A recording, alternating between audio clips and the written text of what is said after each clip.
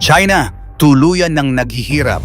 Mga tao nagkakagulo na at walang-wala ng makain. Minsang tinaguri ang economic miracle, ngayoy paurong ang takbo ng ekonomiya ng China. Ang dating mataas na sahod ngayon ay halos minimum wage na lang. Milyon-milyong graduates ang walang trabaho habang ang mga tindahan ay nagsasarahan na. Sa mga lungsod, nagkakagulo ang mga tao makahanap lamang ng trabaho. Nagugutom na ang mga tao, nagiging dahilan ng mataas na divorce rate at unti-unting nawawalan ng tiwala ang publiko sa gobyerno. Habang lumalalim ang krisis, dumarami ang anti-communist sentiments sa kalye at social media.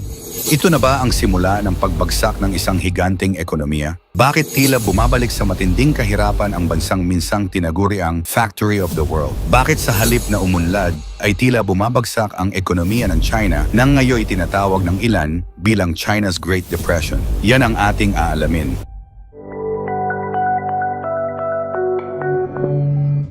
Pagbagsak ng kita at trabaho dahil sa kasalukuyang paghihirap, ang sweldo ngayon ng mga common workers sa China ay bumaba na.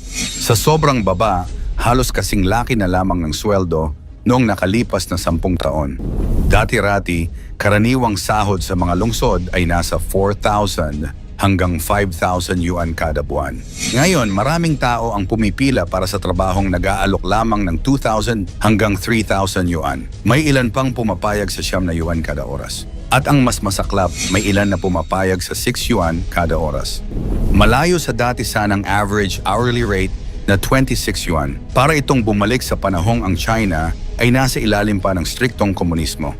Ilang kumpanya ang nagpapagawa ng 12 oras na shift, 6 na araw kada linggo para lamang sa 3,000 yuan buwanan. Ito ay wala pang kalahati ng dating kita ng mga karaniwang manggagawa. Sobrang taas ng unemployment rate sa China ngayon. Hindi lang kabataan ang walang trabaho, pati na rin ang mga middle-aged. Sa datos, halos 90% ng mga nawalan ng trabaho na nasa 40 taong gulang pataas ay hindi na muling nakakahanap ng trabaho. Tila permanenteng wala na silang pag-asa sa workforce. Sa kabilang dako naman, milyon-milyong fresh graduates ang hindi makahanap ng kahit anong trabaho, kahit pa sila ay nagtapos sa magagandang universidad. Overqualified pero jobless. Sa mga city square at labor markets, daan-daan ang naghihintay ng trabaho pero 10 lang ang kinukuha sa kada 100 aplikante. Kahit sa mga public places at public libraries, makikita mong puno ng mga taong walang ginagawa. May ilan pa nga na natutulog sa gilid, dala ang kanilang mga resume at umaasa na may tatawag na trabaho. Maraming negosyo ang nagsarahan. Ang pinakamatindi, 93% ng mga physical stores sa ilang lungsod ay tuluyang nagsara. Sa mga mall, iilan lamang ang namamasyal. Ang mga tindero, halos wala ng kita, pero patuloy na nagbabayad ng utang at renta. Ang dating masiglang merkado sa China ay parang ghost town na.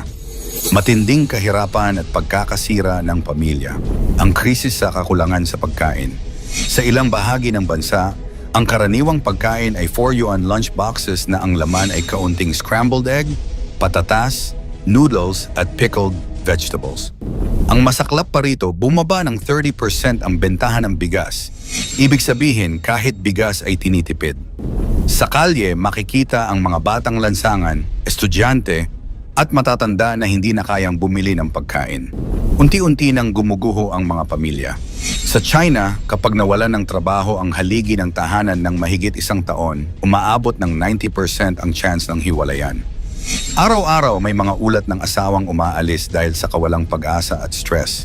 Hindi na kayang itaguyod ang mga dating gawi at ang simpleng pamumuhay ay hirap ng tustusan. Ang lumalalang epekto sa lipunan. Ang salitang lie flat o tangping ay sumikat sa China. Ibig sabihin, ayaw na nilang magsikap. Wala nang saysay ang pag-aaral, ang pagtatrabaho, at ang pag-asang gumanda ang buhay. Marami sa mga kabataan ay namumuhay sa lansangan, dala-dala ang diploma na tila wala ng silbi. May ilan na bumabaling sa mga iligal na paraan ng pagyaman scams, online fraud, o pagsali sa gray areas ng digital world.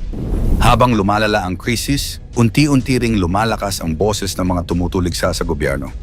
May mga banner na anti-communist sa mga footbridge. May mga universidad na nagpapalabas ng manifesto na tahasang bumabatikos sa Communist Party. Isa itong babala. Ang galit ng bayan ay hindi na mapipigilan. Ang dahilan sa pagbagsak ng ekonomiya ng China. Ayon sa mga eksperto, hindi ito pansamantalang resesyon lamang. Ang krisis na nararanasan ngayon ng China ay maaaring tumagal ng 2 hanggang 3 dekada isang henerasyong apektado. Ang 30 to 40% na pagbagsak ng operasyon sa mga pantalan ng Yangtze River Delta ay indikasyon ng humihinang kalakalan, hindi lang lokal kundi pandaigdigan. Ito ang dating tinuturing na economic engine ng buong bansa, pero ngayon ay kumakalam na ang makina. Sa Shanghai, isang pangunahing sentro ng ekonomiya, bumagsak ng 14% ang consumer spending. Isang malinaw na senyales na takot ng gumastos ang mga tao. Kapag hindi gumagalaw ang pera, humihinto ang negosyo, natitigil ang produksyon, at lalong nawawala ng trabaho ang masa. Kung magpapatuloy ang ganitong takbo, mauuwi ito sa malawakang kahirapan, kawalan ng pag-asa, at posibleng kaguluhan sa loob ng mismong bansa. Sa madaling salita, hindi lang ekonomiya ang bumabagsak kundi ang kinabukasan ng China mismo. Ang economic recession ay dahil rin sa trade war laban sa Amerika. Tumaas ng 10 to 15% ang presyo ng Chinese goods dahil sa bagong tariffs, kaya maraming negosyante ang tumigil sa pag-export dulot ng mga restrictions. Dati, ang China ang bumubuhos ng produkto sa buong mundo, pero ngayon ay hindi na makalaban sa presyo at kalidad. Sa loob mismo ng bansa, mas malalim ang problema. Kahit hindi lantarang inaamin, ang pagbagsak ng real estate sector ay yumanig sa kumpiyansa ng publiko, kaya't maraming Chinese ang tumigil sa pagbili ng bahay na dati simbolo ng tagumpay. Sa retail sector naman, binura ng online shopping ang traditional na negosyo, kaya't kaliwat kanan ang pagsasara ng mga pisikal na tindahan. At higit sa lahat, may matinding oversupply ng college graduates, mahigit 10 milyon kada taon, pero wala namang sapat na trabahong naghihintay sa kanila. Hindi naging epektibo ang tugon ng gobyerno. Sa halip na tanggapin ang krisis, sinasabi ng mga opisyal na ang sitwasyon ay tulad lamang sa 3 years of natural disasters noong 1959 to 1961, kung saan 40 milyong tao ang namatay sa gutom, pero ngayon tila sinasabi nilang mas malala pa noon, kaya dapat hindi mabahala ang mga tao. Gumagamit din sila ng no-kneeling propaganda, parang sinasabing dapat ipagmalaki ng mga tao ang sakripisyo kahit mahirap. Pero sa likod nito, palihim silang nakikipag-usap sa US, umaasang makalusot sa negosasyon. Sa panahon ng digital age, hindi na kayang kontrolin ang information. Marami ng Tsino ang mulat, alam nilang may mali at handa na silang magsalita. Maging ang mga estudyante, profesor, at dating loyalista ng partido ay nagiging kritikal. Dumarami ang naglalakas loob magsabi, wala na tayong kinabukasan sa sistemang ito. Ang tinatawag ngayong China's Great Depression ay hindi lamang isang pang-ekonomiyang krisis. Isa itong malalim na sugat sa lipunan, sa pamilya, at sa pananampalataya ng tao sa kanilang kinabukasan. Hindi na ito simpleng recession. Ito ay malawakang pagbagsak ng dating pinakamabilis na umunlad na ekonomiya sa buong mundo. Ang dating imahe ng China bilang makapangyarihan, agresibo, at lumalaban sa US, ngayoy unti-unting natutunaw sa gutom, utang at galit ng mamamayan. At para sa mundo, isa itong babala. Ang sistemang walang transparency, walang checks and balances, at walang tunay na malasakit sa tao anumang laki, maaaring bumagsak. Kaya sa likod na komunismo at malalaking propaganda ng gobyerno ng China, tila hindi na nagiging epektibo ang kanilang marahas na pamamahala. At mismong mga tao na nito ang naghihirap at nag-aangkin ng parusa.